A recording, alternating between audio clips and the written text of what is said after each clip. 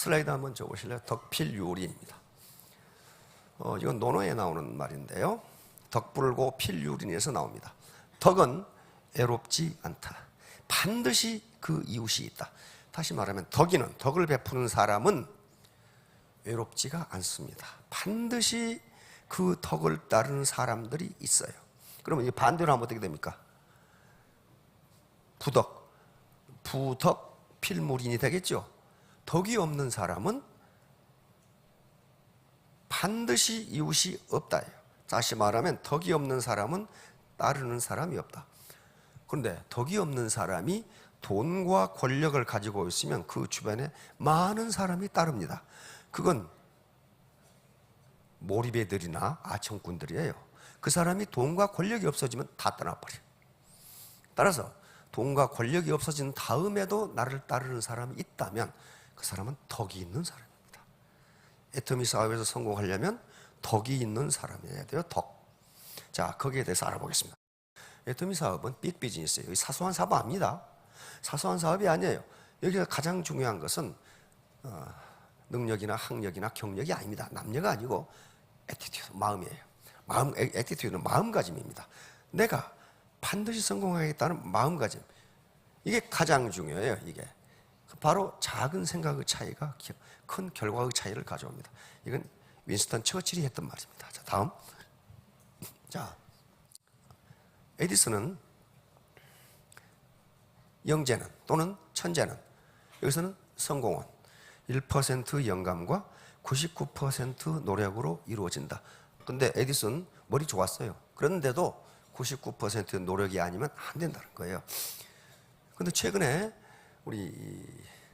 우리나라 조선업의 미쓰비시를 누르고 세계 1등으로 끌어올려버린 1등 공신이 현대중공업 회장을 11년간 하셨던 민계식 박사입니다. 그분이 이번에 인터뷰에서 한 말 보니까 1%의 영감이 아니다 그러더라고요. 그분은 0.00001%와 99.999%의 노력이 필요하다. 다시 말하면 부친으로부터 뭐라고 배웠냐 하면은 인간은 나면서부터 평등하다. 그러므로 네가 사회적 성공을 하느냐 못하느냐는 너의 노력에 달려있다. 그래 5살 때 영어로 그걸 써가지고 목에 메고 다녔다고 합니다. Man is born equal by nature. 이게 UN 인권선언이에요. 그걸 써가지고 목에. 그래서 5살 먹은 아들한테 인간관계는 어떻게 이루어진다고? 이렇게 물으면 그걸로 대답을 해요. 인간관계는 상대방을 나와 같은 사람이라고 인정할 때 이루어진다는 얘기예요, 그게. Man is born equal by nature. 이걸 5살 때부터 계속한 거예요. 그래서 그렇게 현대중공업을 세계 최고의 조선업으로 만들어버린 게 그분입니다. 그러니까 에스들의 말대로라도 우리의 모든 인간은 1%의 능력을 가지고 있어요. 문제는 다음 99%의 노력이 서포트를 해주느냐 해주지 않느냐에 달려있다. 자, 다음. 그러려면 애터미 사업이든 무슨 사업이든 성공을 하시려면은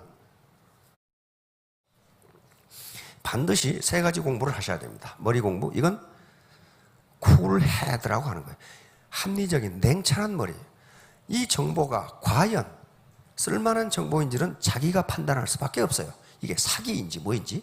두 번째는 웜하트입니다. 나 혼자 잘 먹고 잘 살겠다고 하는 사람 치고 그렇게 된 사람이 없어요. 애터미는 혼자는 절대 성공 못합니다. 스폰서와 파트너가 연합해서 한 마음이 돼야 성공할 수 있어요. 세 번째는 비지 핸드입니다. 열심히 행동으로 옮겨야 돼요. 말만 해가지고는 되질 않아요. 3가지. 3H는 자기 개인 사업을 하건 치킨집을 하건 호프집을 하건 반드시 필요해요. 성공의 3대 요소예요. 자, 다음. 자, 기회비용. 이것은 애터미 사업을 하려면은 반드시 뭔가를 지불해야 돼. 지금까지 했던 그걸 코스트, 비용, 기회비용이라고 합니다. 어떤 것을 할 수 있는 기회를 포기해야 돼. 지금까지 등산을 즐기고 개 모임도 갔고 구청에서 하는 댄스 모임도 가고 탁구도 치고 그랬어. 그런데 이 사업을 하려면 그걸 할 수 있는 기회를 포기해야 돼. 그것을 경제학에서는 코스트, 또는 opportunity cost라고 합니다. 이걸 반드시 지불해야 돼. 우리나라 여성들 그 통상 TV 연속극 보는 시간이 3시간이더라고. 그거 안 보고 포기해야 돼요. 뭔가 대가를 지불하지 않는데 거기서 소득이 나온다? 그건 있을 수가 없어요. 그러다가 어디에 걸려? 다단계 사기에 걸려. 이번에도 뉴스에 난리죠. 어떤 놈이 400억인가 떼먹고 전부 2,000명 주부들이 다 걸렸더라고. 그럼 뭐예요 이게? 대가 지불 없이 거액을 한꺼번에 벌려고 하니까 그렇게 되는 거예요. 구속이 됐는데 구속되면 뭐해? 다 룸살롱에 가서 다 술 퍼먹고 없던데. 그래 버렸어. 그러니까 절대로 땀 흘리지 않고 돈을 벌 수 있다? 그건 한국이나 미국이나 일본 같은 안정된 사회에서는 있을 수가 없어요. 자, 자기중심적 편파. 이것은 인간의 본성입니다. 인간의 본성.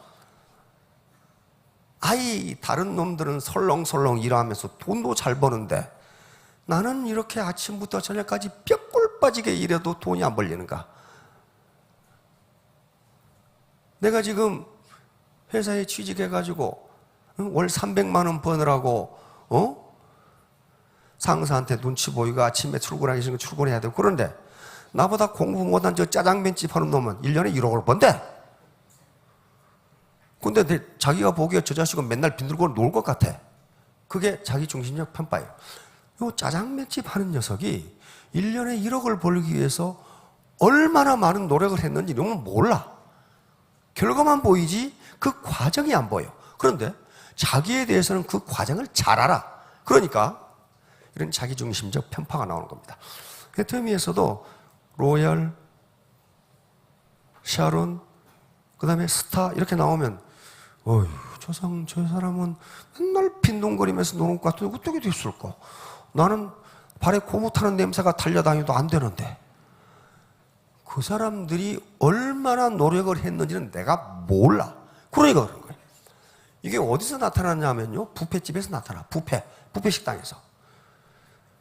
내가 식당을 쑥 돌면서 제일 맛있다고 생각했던 걸 가져왔어. 먹고 있는데 옆에 놈 먹는 거 보니까 저 자식 가져온 게 더 맛있을 것 같아. 그래가지고 얼른 먹고 그걸 가져왔어. 근데 옆에 놈은 내가 먹은 걸 갖다 먹어 또. 왜? 저는 먹는 게 더 맛있어 보이거든. 이게 자기중심적 편파입니다. 다시 말하면 사회적으로 성공한 사람들은 설렁설렁한 게 아니에요. 반드시 무슨 대가를 지불했는데 자기만 힘들게 일한 것으로 착각하는 수가 있다. 그래서 심리학자들은 이걸 이고센트릭 바이어스라고 자기중심적 편파라고 이야기합니다. 그러니까 요 김연아도 마찬가지요. 김연아가 가진 기술을 다 가르쳐 주었다고 합시다. 그렇게 됩니까? 안 돼요. 김연아처럼 훈련을 하지 않고서는 안 돼요. 그 스케이트 타다가 갑자기 뺑 도는 걸 뭐라고 그럽니까? 무슨 스핀이라고 그러더라고. 그 TV에서 김연아가 얘기하더라고. 그거 하나 연습하는데 10,000번을 했대요. 10,000번을 했는데 3,000번을 넘어졌대. 그렇게 하지 않고서는 김연아처럼 날렵하게 탈 수가 없어요. 자, 다음. 덕불고 필유린. 논어에 나오는 겁니다. 덕은 애롭지 않다. 필유린. 반드시 이웃이 있다. 반드시 이웃이 있다. Virtue is not left to stand alone. virtue는 덕자는, 덕은 마찬가지. 홀로 애롭게 있지 않다. 반드시 he who practices it will have neighbors. 이웃이 있다. 즉 덕이 있는 사람에게는 반드시 따르는 사람이 있다. 이런 말이에요. 자, 또 덕인, 특인. 덕인은 어떻게 한다? 사람을 얻는다. 그러니까 스폰서가 많은 파트너를 얻으려면 뭘 가져야 된다? 덕을 가져야 됩니다. 덕인, 특인이에요. 예를 들면 여기 지금 공자나 소크라테스나 사카 모두 제자가 3,000명으로 되어 있습니다. 그 사람들이 강제로 오라고 한 게 아니에요. 그냥 모여든 제자가 3,000명이에요. 나를 보고. 그러니까 여러분 전부 다 스폰서가 되실 분들인데 그 스폰서를 보고 저 스폰서를 따라가면 돈을 벌 수 있겠네. 이게 덕을 베푸는 거란 말이에요. 나는 저 스폰서를 따라가야지. 그렇게 모여든 사람이 자기 밑에 3,000명이 모이면 할만하지요. 할만하다고요. 그러니까 덕이 없는 사람은 그 주변에 사람이 모이는데 사기꾼들하고 몰입애들, 아청꾼들만 모여. 그래서 그 사람이 현직을 떠나면 싹 없어져 버려. 자, 덕, 부덕, 고. 이건 제가 만든 말입니다. 덕이 없는 사람은 반드시 애롭고 필물인 이웃이 없다. 그래서 제가 항우하고 유방의 예를 들었습니다. 항우와 유방은 진시황이 진나라 통일하고 망할 이제 그 집안에 다시 천하의 주인 자리를 놓고 일어났지요. 반진봉기를 했습니다. 그런데 항우와 유방은 비교가 되잖아요. 항우는 대대로 장수 집안이고 귀족 집안입니다. 초나라에. 유방은 말단 하급 관리로 지금 같은 면장 정도밖에 안 되는 지금 아버지 어머니가 이름도 없는 그런 건달이었어요. 그런데 천하를 차지한 것은 누구예요? 유방입니다. 항우가 아니에요. 항우는 결국 이 그림에서 보는 바와 같이 양자강에 줄인 오강이라는 데서 자기가 스스로 목을 쳐서 자결을 하고 항우가 자기 몸처럼 맡겼던 오추마도 결국 오강에 빠져 죽고 맙니다. 죽고 말아요. 어떻게 왜 그렇게 됐을까? 바로 항우는 자기만 똑똑해. 자기만. 아무도 다른 사람 말을 듣지를 않아. 왜? 내가 더 똑똑하다 이거야.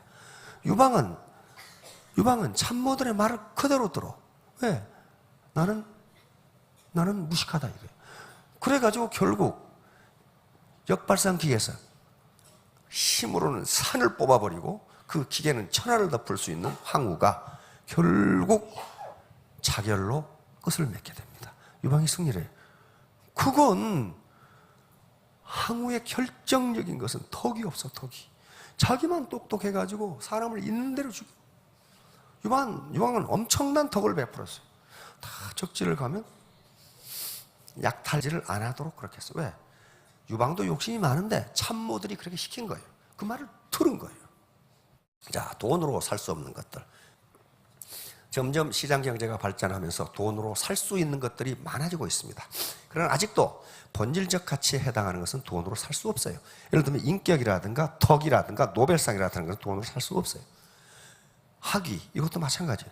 살 수 있는데 사는 즉시 그 학위는 안 사니만 못하게 돼버려요. 그렇잖아요. 덕도 마찬가지. 만약에 덕을 돈으로 산다면 어떻게 돼요?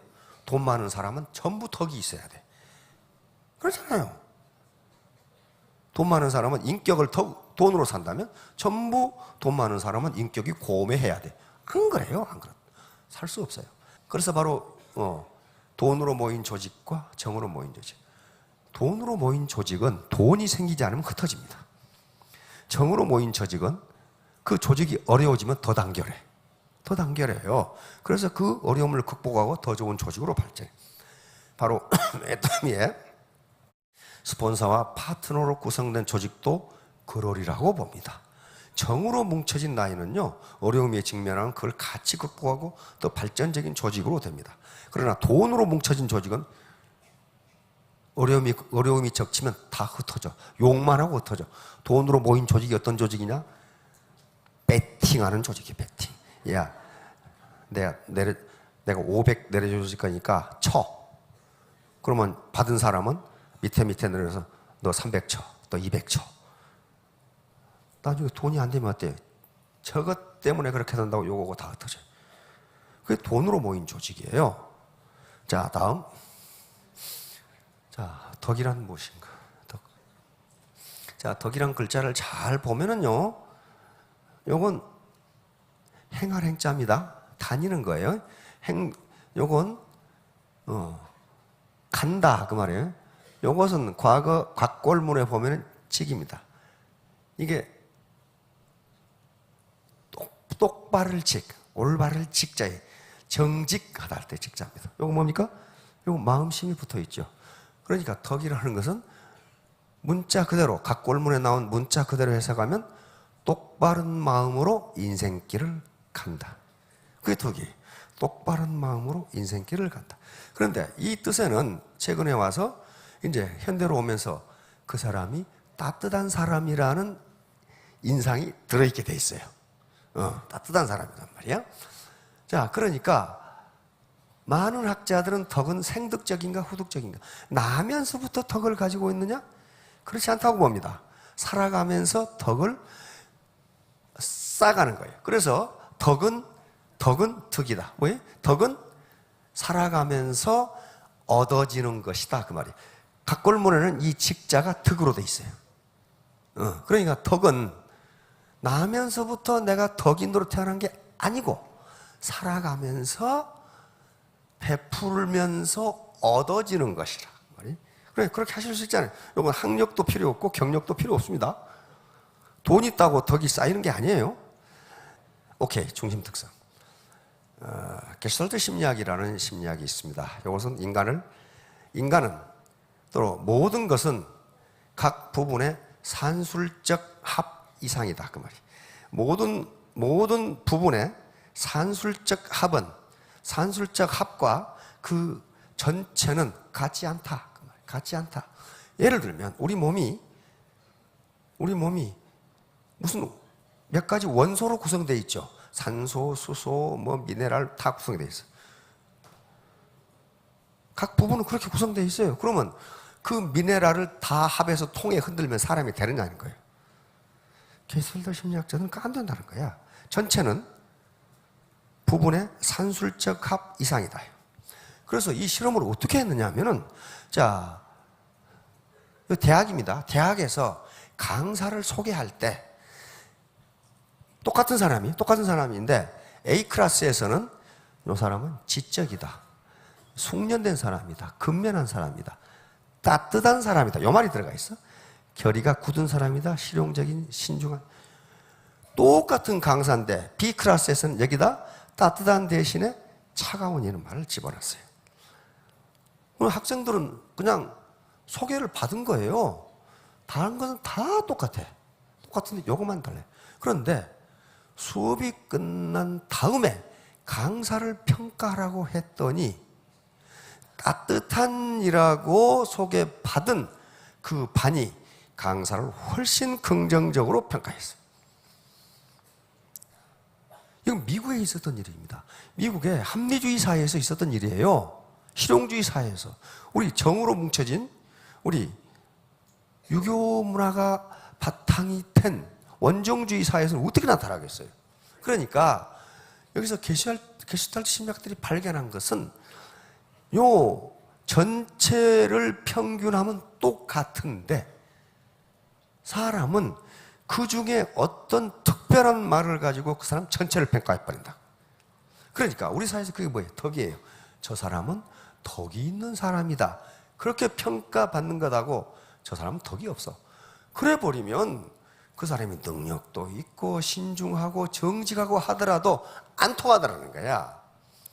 그래서 게슈탈트 심리학자들은 정직한, 신중한 이런 것을 주변적 특성이라고 부르고 따뜻한 사람이냐 차가운 사람 이걸 중심 특성이라고 불렀습니다. 중심 특성이라고 불렀어요. 자, 그러니까 왜 그러냐 하면은 우리는 각 개인의 낱낱의 특성이라든가 낱낱의 행동을 다 기억할 수가 없어요. 그것을 종합한 걸 뭐라고 그러냐면 평판이라고 그럽니다. 평판. 저 사람은 어떤 평판을 듣고 있냐?